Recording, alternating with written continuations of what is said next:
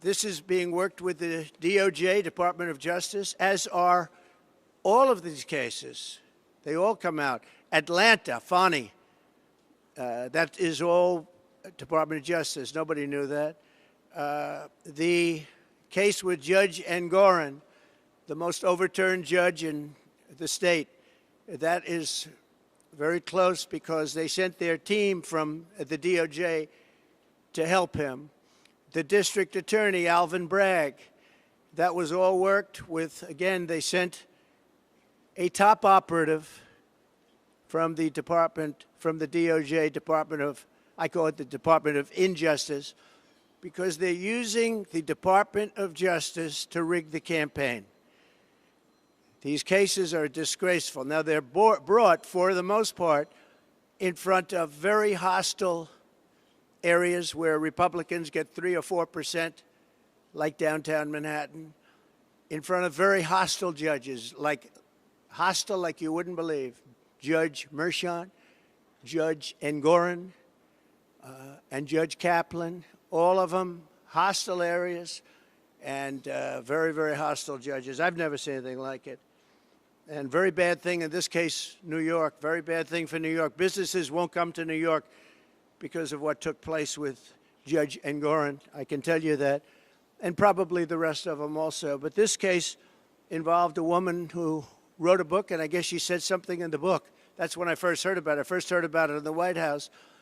And, of course, I denied the story because it's not true. I have no idea who the woman is, and I never met her. Now, I don't know about a picture that was taken 40 years ago with her husband on a celebrity line, so I don't think that counts. But as far as I know, I never met her. I never touched her. I would have had no interest in meeting her in any way, shape, or form. Her husband was a news anchor, actually, John Johnson, a very nice guy. She called him horrible things. We weren't allowed to say that in the trial. She said horrible things about him. I guess they're since divorced. He's a very nice guy, African-American, and she said very bad things. We weren't allowed to use that in the trial, which surprised a lot of people. But she made up a story, it fabricated 100%, that I attacked her at Bergdorf Goodman.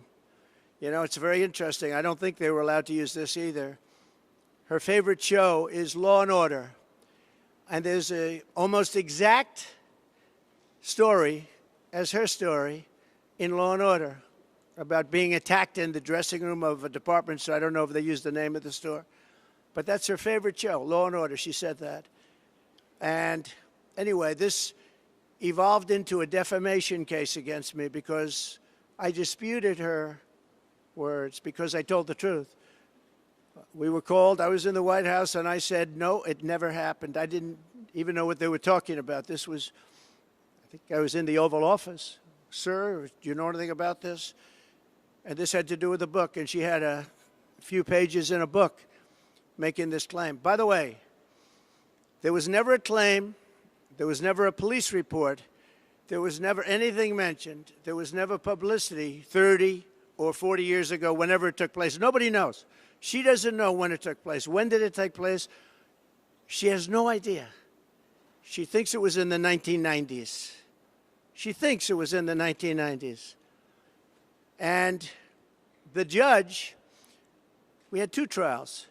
We asked for a consolidation. He said no. The reason he said no is he'd rather have double the publicity because that's bad for me, very bad, because I'm running for president.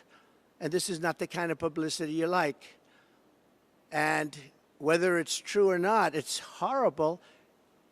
And in this case, it's so false. It's a made-up, fabricated story by somebody, I think initially just looking to promote a book. And when they called me, I denied the story. I got sued essentially for defamation because I'm denying a story where I'm right. I should be suing her for defamation. So that's where it is. Now, there were 2 witnesses. One is a woman who's followed me for years. She said in 1979, I was in an airplane with her, commercial flight, and we became very intimate. I just sat down. I think I had the book, The Art of the Deal. I was famous then, too. I've been famous for a long time. And we're sitting in first class, according to her. Never happened, by the way. Totally made up story. She's a Clinton person, too, by the way, big Clinton person. She made up the story. And so many years ago, and I think it would be 1979, one of my many people behind me could correct it, but I think she said 1979, that's a long time ago. And I sat down. I believe I had some pretty big success then, and I was being talked about a lot. Maybe The Art of the Deal was out, sometime after that, I'm not sure. But I was well known. And passengers are coming into the plane. And she said I was making out with her. And then, after 15 minutes, and then she changed her story a couple of times, maybe it was quicker, that I grabbed her at a certain part, and that was when she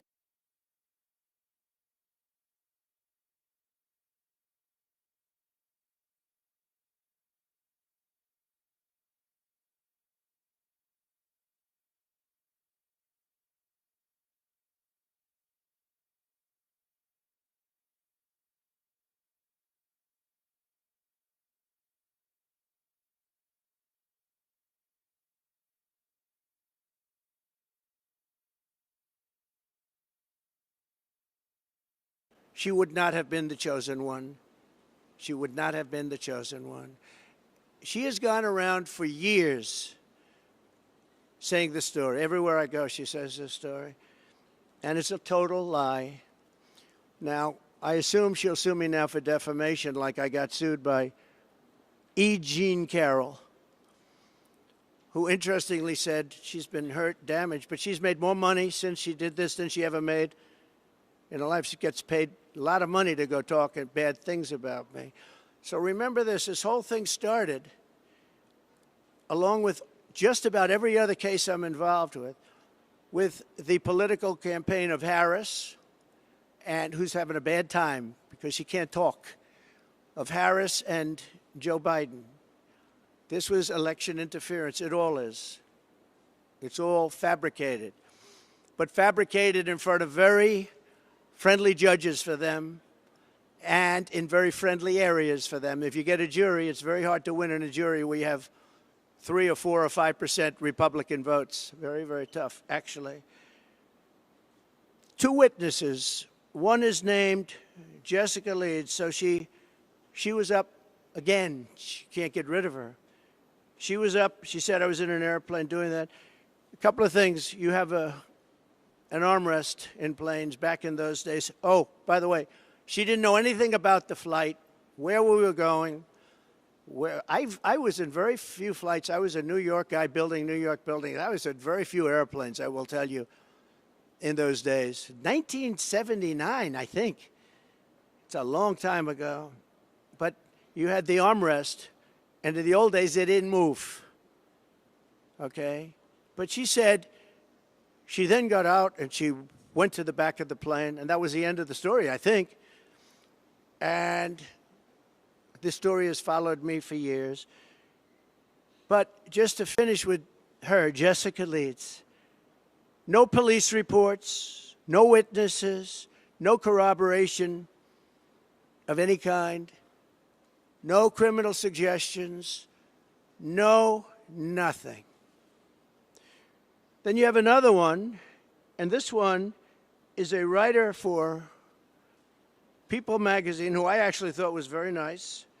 She came to Mar-a-Lago, and she wrote the most beautiful story you've ever seen. It was a love story about Melania and myself, a love story in People magazine. And that was it. It was a cover, I think, but it was a beautiful story. Everybody would love to have that marriage. She said the nicest things about me, about Melania. You have the story. I mean, you can read the story. And her name was whoever. Let's see. Her name was who? Swornoff, yeah. I don't have it. Whatever her name was. I don't know the lady, so perhaps it's much better that way, but I really don't know the lady. So she wrote this beautiful story, and about, I don't know, years later, no police reports, no anything. Years later, the same person they called up, did you attack at Mar-a-Lago this woman, this writer, whatever her name is? And she was a witness in a case. Her and Leeds were the two witnesses, only two witnesses. Did you attack her? I said, who is she? And they said, she writes for People magazine. I said, I don't know anything about the lady. If I had a story long ago, years before, about People, but it was a very nice story. So I don't know. It has to be made up because I don't know what you're talking about. It turned out that the same lady that wrote this beautiful story years later said I attacked her. Now, think of this. Oh, and she said the butler knew everything. The old expression, the butler did it, right? Very famous in crime stories. Well, the butler was Tony Senecal, worked for me for a long time. He was retired at that time. That was years later, he retired. He was retired when this hoax came out. And what happened is he totally confirmed my story, and he didn't even work for me anymore. He passed away a couple of years ago, a good man. He said, the woman was crazy. It never happened. I was the one that served her whatever she was drinking, and I was there, and nothing ever happened.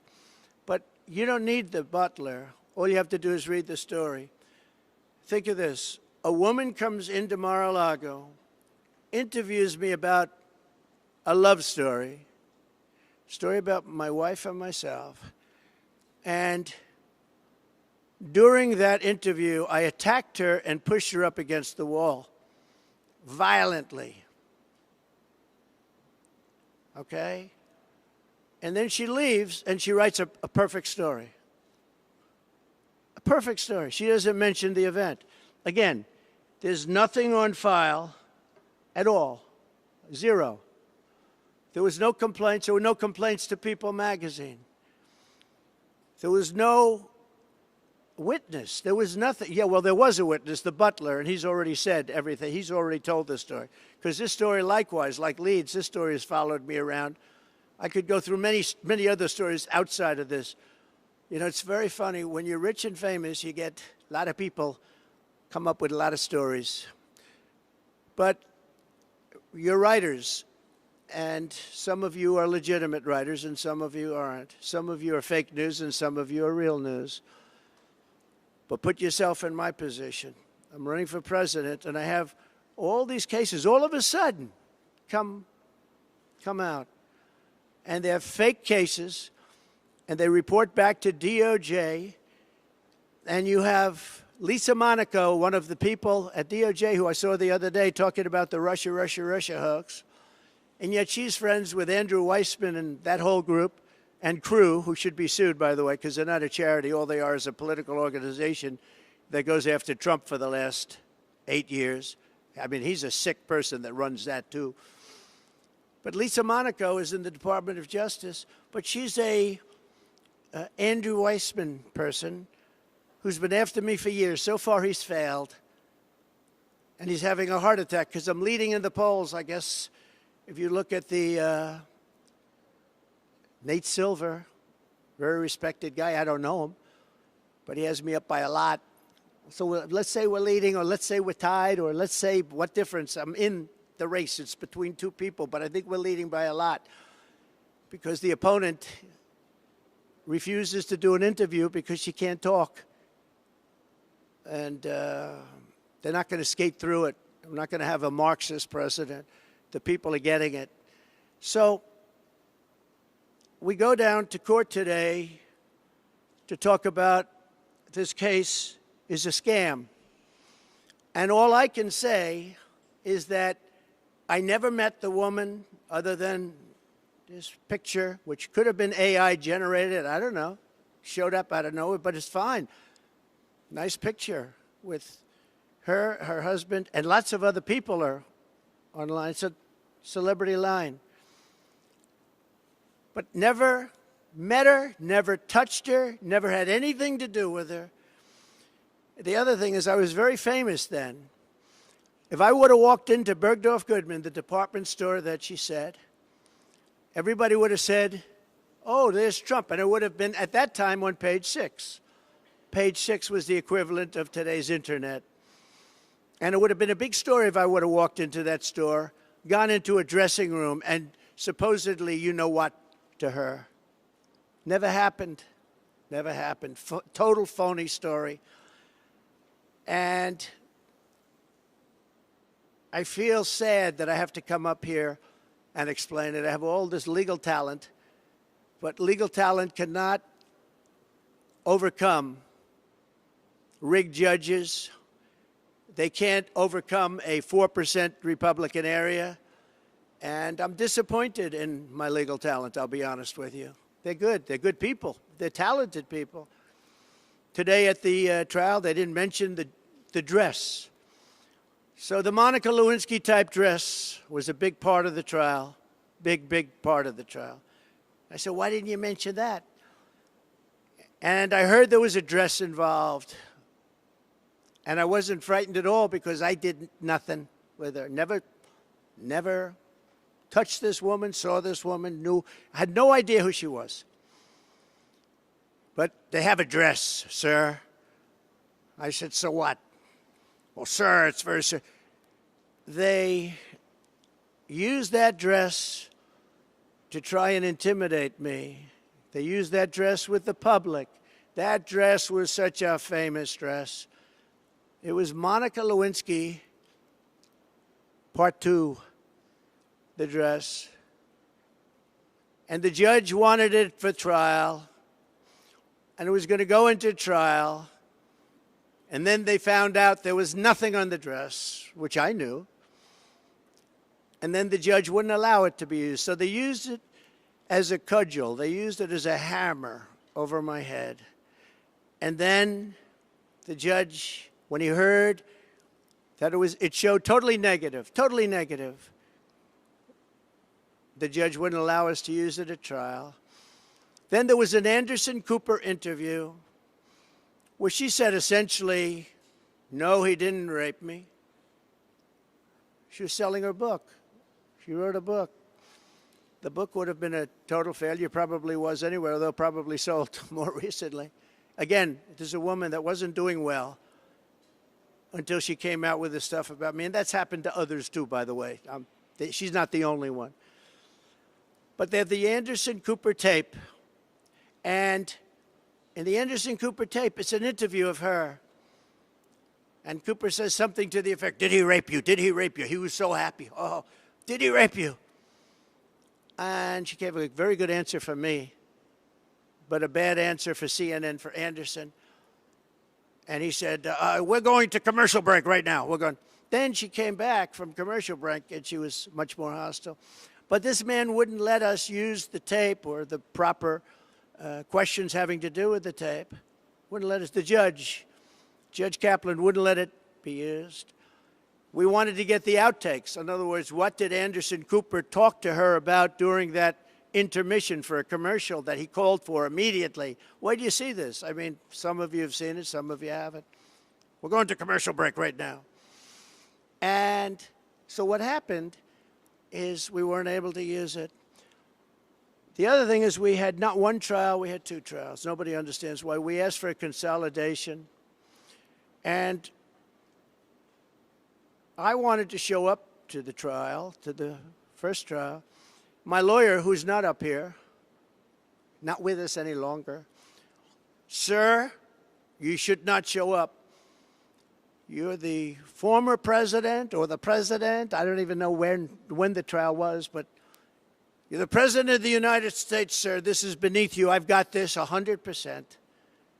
The dress is negative, but he wasn't able to use it. Sir, it's beneath you to show up. I said, but wouldn't that be bad for a jury? Wouldn't that be sort of bad for a jury if I don't show up? He said, sir, you don't have to show up. I've got this. You shouldn't do it. It's beneath you. It's beneath the office of the president. I understood what he meant by that. And so I didn't show up.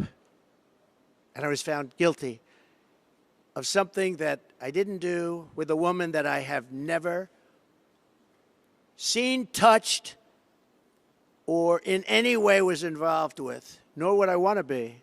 I would not want to be. My people say, please don't say that. I would not want to be involved with her. And that's where we are. So we're appealing it, and people would say it's not a friendly panel based on the appointments, but you'll look that up yourself. But I hope they understand this is the office of the President of the United States, and there has to be fairness shown. Our court system is looking so bad. If you're a Democrat, these are all Democrat-appointed people. Biden, Clinton, I think others. 3 people. They seem very good today, and I mean, they seem absolutely fine, but I've read and I've heard it's not a friendly panel, but I wasn't surprised because I don't get friendly panels. I don't get friendly panels. But where we've had fair judges, where we've had brilliant judges, frankly, I don't know the judge in Florida, Judge Cannon, don't know her at all. But I think she's a brilliant woman. I think she handled a scam. It's a scam case. That's the documents case. That's the case where Biden, who had 10 times more documents, took all this stuff for years, 50 years, and he was exonerated. Of course, they said he was incompetent, so he wasn't fit. So he was exonerated based on that. But me, I don't get exonerated so easily. And I had a thing called the Presidential Records Act, which exonerates me. But we won that trial, and the other side plays the ref. Crew and Weissman and all these people. And again, Lisa Monaco should not be involved in this because she's been after Trump for years, and now she's like the second person at the DOJ. But she's with all these people. And they're playing the ref, and they say terrible things about judges. They do it with the Supreme Court justices because they think they're going to intimidate them. I think it should be illegal. That's what the DOJ should look into, the legality of these people taking a brilliant judge and demeaning her, and taking other people that are fair and solid and demeaning them. It's called playing the ref. Nobody did it better than the late, great Bobby Knight basketball coach. He would play, he would scream at those refs and everything, and they'd say, Bobby, you're not going to get the decision overturned. Yep, but the next one I will. And he was right. He was a great basketball coach. Last coach to have an undefeated season. The last coach in basketball to have it many years ago. He also endorsed me, but he played the ref. These people are playing the ref when they are allowed to call for recusal, impeachment of a judge because they're not getting their way. And for some reason, the other side doesn't do that. They don't do that. The other side is much softer. Republicans play it a lot softer, but they play it legitimately. So I'm going to ask, if I might, Will Scharf to come up, just say a couple of words about what took place today. One of our attorneys working on this ridiculous, it's a ridiculous case. Remember, it never happened. It was made up for political reasons. And the DOJ is behind everything. Every one of these cases. It's political interference. It's a witch hunt, just like the fake Russia scam was a witch hunt. And just like they want to start that scam all over again by announcing that Russia we're talking about. And you know what they do when they do that? They intimidate people from having a fair election. They intimidate poll workers from speaking up when they see crooked things take place in the election. And it's a disgrace. Our country's in serious trouble. Our judicial system is in very serious trouble. Will, please come up. Thank you. Good morning, y'all. My name is Will Scharf. I'm one of President Trump's attorneys. Today, we presented oral argument before the United States Court of Appeals for the Second Circuit in one of 2 cases brought against President Trump by E. Jean Carroll. Now, it's really important to remember that E. Jean Carroll's story at its heart is an utterly implausible he said, she said story. There is no corroboration for anything she has ever claimed about President Trump. There are no corroborating witnesses. As President Trump alluded to, there is not confirmatory DNA. No police report was filed at the time of this alleged incident. She was unable to identify when this incident occurred until quite recently. No surveillance evidence or witnesses have ever been found or come forward confirming any aspect of E. Jean Carroll's story. In light of that, in light of the utter implausibility of the story that E. Jean Carroll was attempting to sell to the jury in this case, her attorneys introduced evidence that should have never seen the inside of a courtroom. Utterly insane efforts to introduce propensity witnesses, Jessica Leeds and Natasha Stoynoff most notably, in an unfair and improper effort to buttress E. Jean Carroll's failed attempt to assault President Trump.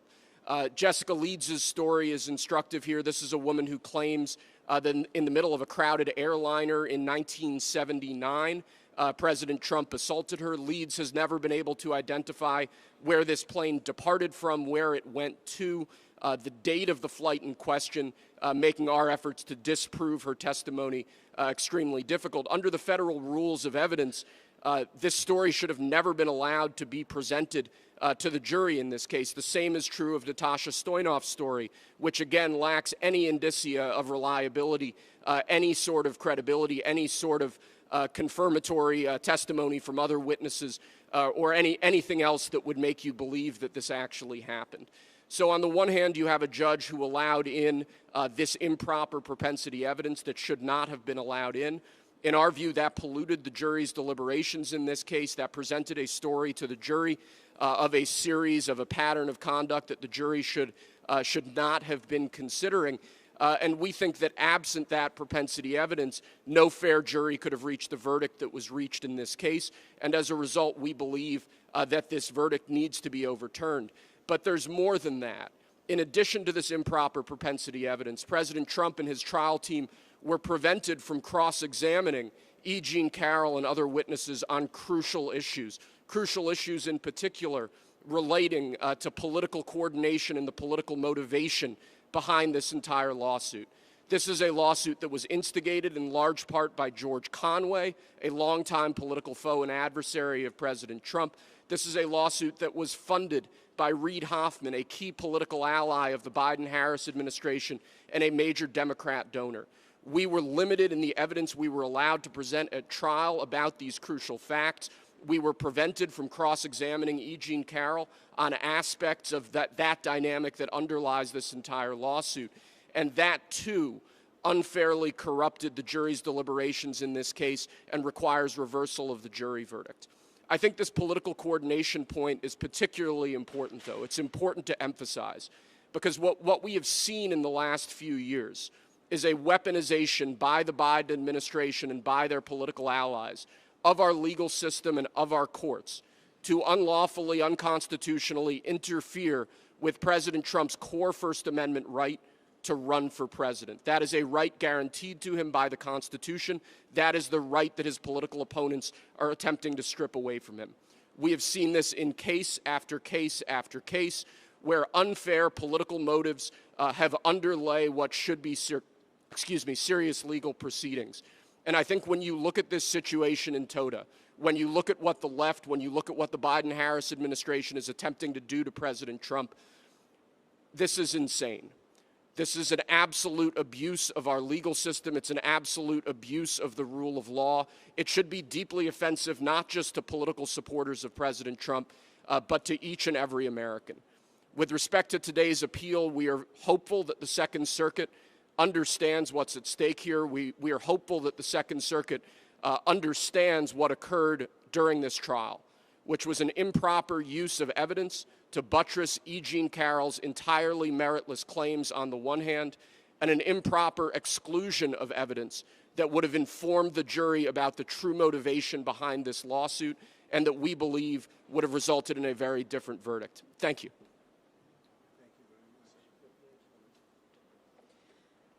Good afternoon. I've done this one too many times, actually too many times for the last 3.5 years while President Trump has been trying to fight to get this country back. And I want to speak to the American women, and I want to speak to the people that need to get out and vote on November 5th.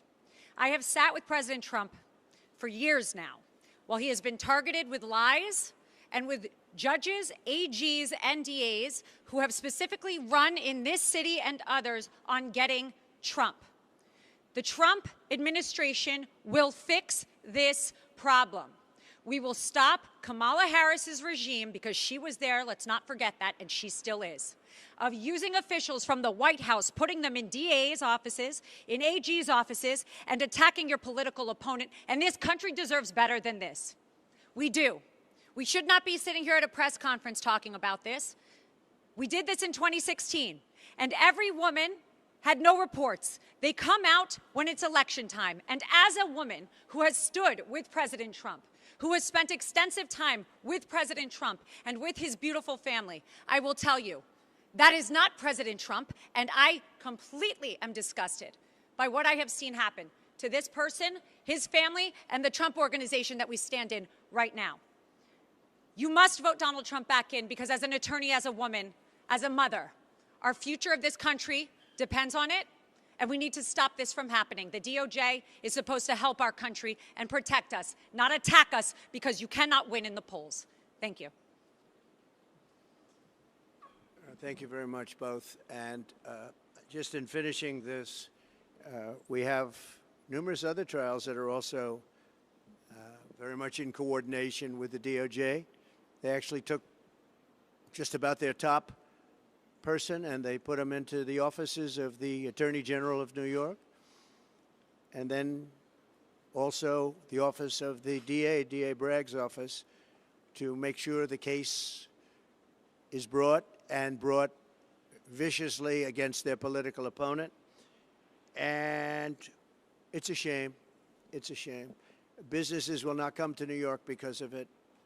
They actually, in the case of Engoron, they used a consumer frauds case, never used before for a thing like this. And not only were my numbers correct, and again, this was a generality, all you need is a general, but I had really good numbers, but they were very conservative, very much on the low side. And the judge knew that. And the judge ruled a fine against me, the likes of which has never even been heard of. Businesses will never come to this state as long as that is able to be held up, because we won that trial so conclusively.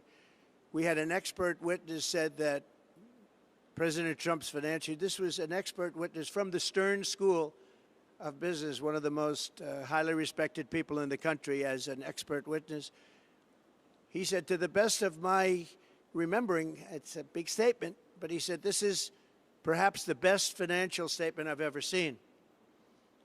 But the judge made me pay like a $400 million fine. This is a consumer fraud statement. Think of it, consumer frauds case that they made it in. The judge refused to give it over to the commercial division where they could understand things, and they would have dismissed it immediately because this case had no merit whatsoever. The judge wanted to settle the case for a very much smaller amount.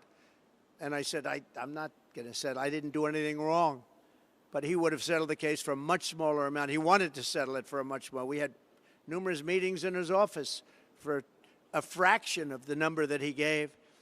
That was one of the interesting things. I figured that the worst that you could do is what he wanted to settle for, which was a very small number by comparison.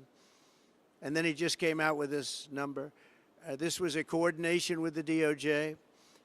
And the other case that you know about and you've been hearing about, which is same kind of a thing, also in coordination, is the Bragg case. And they actually wanted to put them together in New York. They wanted to put the DA case together with the Attorney General case, but they both wanted credit. They couldn't understand, you know, they both wanted credit, so they had their own cases. And it's very corrupt in New York, and very, very corrupt. It's a very corrupt place and doing very badly. But when people see what happened, and when they see, oh, I've had so many calls from business people saying, this is just terrible.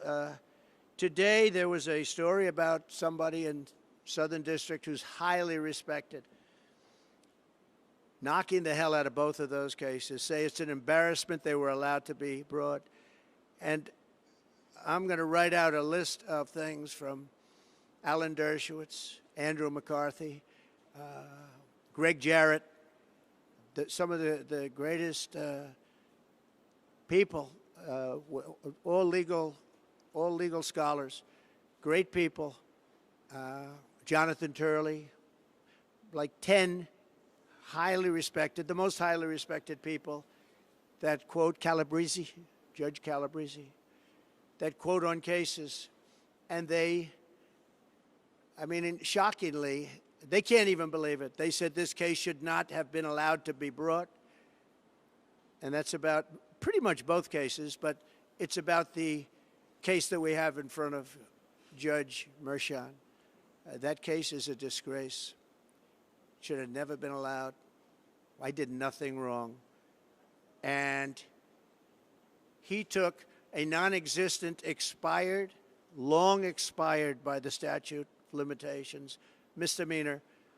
He made it into 34 or something more than that counts of felony. Nobody can even believe it. Over nothing. And if you look at that case, he wouldn't allow it. That whole thing was done by an attorney. I had nothing to do with it. That was done by an attorney, a sleazebag named Michael Cohen. And he did the whole thing, and you're allowed to have reliance on attorney. It's called reliance on attorney. You have a reliance on attorney. Attorney's allowed to do things. And all it was is a non-disclosure agreement with somebody that said nothing happened, by the way. I might add that. If you don't mind, I'll add that. We have a statement, nothing happened. And he got a non-disclosure agreement. He did it on his own, and this judge refused to allow us to use that as a defense, the attorney-client defense, which is very standard. Other people have never heard that you're not allowed to use it. But he's the one that did it because I was running for president and running the country. He's the one that did it. So all of these cases are a disgrace. But the case that we had today, downtown, I wish we could have mentioned the dress. Again, got the idea from Monica Lewinsky, but it was negative, wasn't allowed to be used. I wish we could have mentioned many of the other things, and I certainly wish we could have gone to CNN and got the outtakes, what's called the outtakes. What did Anderson Cooper tell her during the commercial? I'd love to find that out. So that's where we are. We have a very corrupt system of laws, but in that system we have some very good judges also, and I think in the end the good judges will prevail. And I hope Democrat-appointed judges can see a scam like this, where somebody just makes up a story, probably out of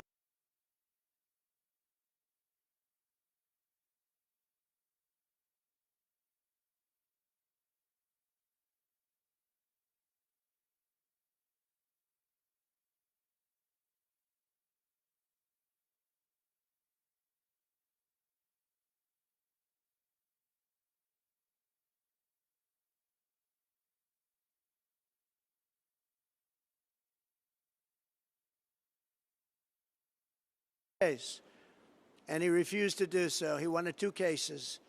So 2 cases, 2 sets of lawyers, 2 everything. It's really, really very disgraceful. Let me talk about job numbers, because as you know, they just came out, and they're a basic disaster. They are really bad. You had numbers that are shocking. Native-born Americans, we lost 1.3 million jobs, while foreign-born Americans were able to take all of those jobs. So foreigners coming in illegally, largely illegally, into our country, took the jobs of native-born Americans. And I've been telling you that's what's going to happen, because we have millions and millions of people pouring into our country, many from prisons and jails and mental institutions and insane asylums.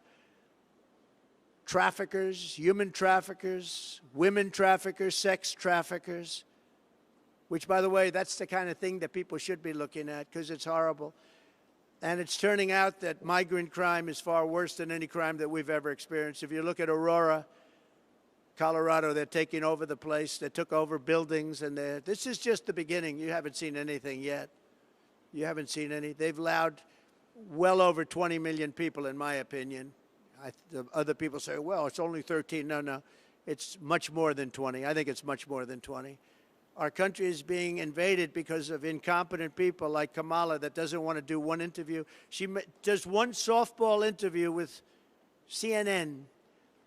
Couldn't have been nicer. Dana Bash, you know what? I gained respect for Dana Bash and for Jake Tapper because in my interview with Sleepy Joe, I thought they were very fair, actually. I was surprised. They were very fair.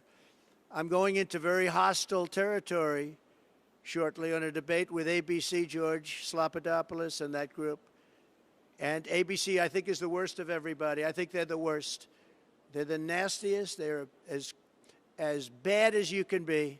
They're worse than NBC, which is saying a lot.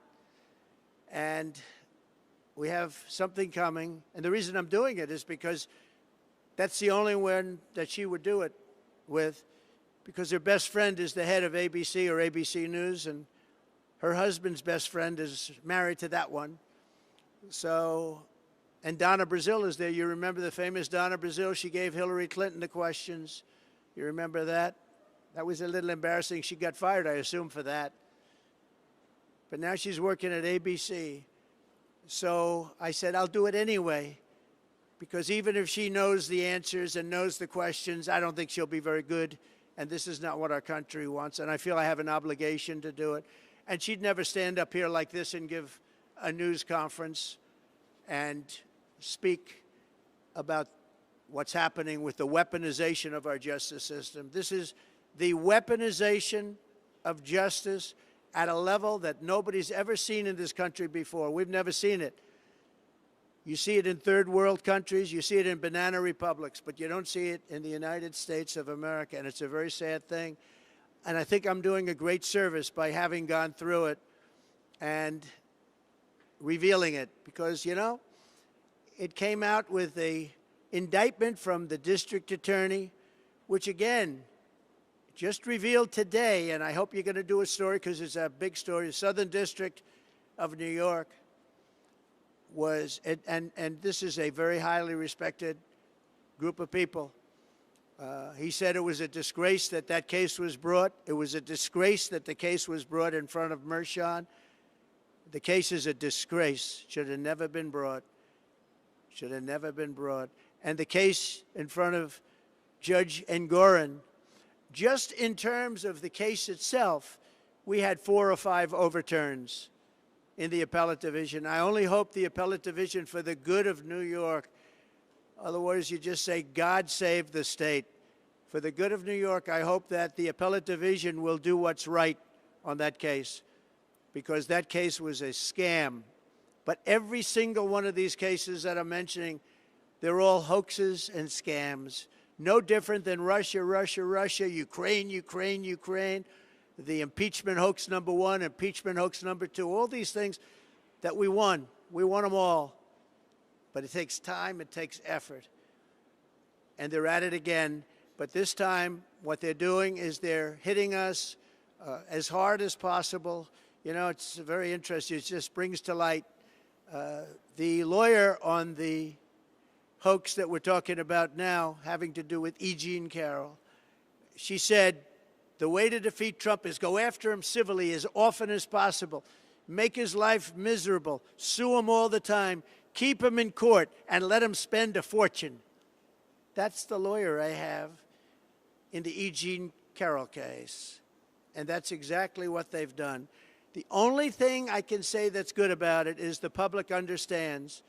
And my poll numbers, I believe, are higher now than they would have been without it, because the public understands it's a hoax, it's a scam, it's a political witch hunt, and some of you should be ashamed of yourselves. Thank you very much, everybody.